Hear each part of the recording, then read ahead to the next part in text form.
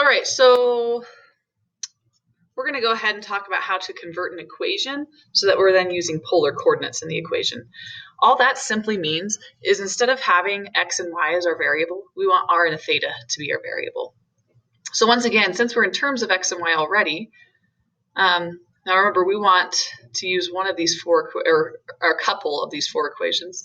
Since we already have x and we have y, we could actually do a simple substitution because we want everything to be in terms of r and theta by plugging r times cosine of theta in for x, and then for the y, we would just plug in r times sine of theta. That would get it so that we have just an r and just a theta in our equation, and that's our ultimate goal. So this would just be 3 multiplied by r cosine of theta, and that's multiplied by r sine of theta, and that's equal to 2. And then you just need to simplify that, and all you would need to do is multiply those r's together.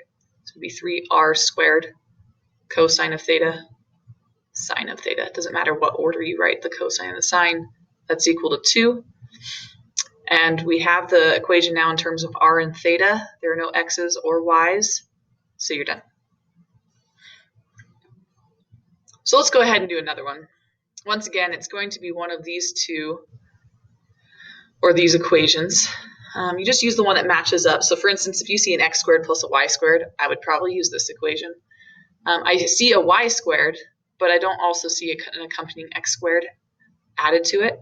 So I would still, in this specific problem, jump to using these two formulas. So for instance, r cosine of theta is x, and then r sine of theta is y. We just need to square that. So we would just need to simplify that at the end. So we would have 2. I'll even use the different colors for each one. So r cosine of theta for the x, that's equal to, and then we have r sine of theta for our y, and we just need to square that. So our equation on this side would just simply be 2r cosine of theta, and on this side we'd have r squared sine squared of theta, because you need to square that. And that's all you honestly need to do. You could technically divide both sides by r if you want to clean it up a little bit more, but I am content with this as your answer.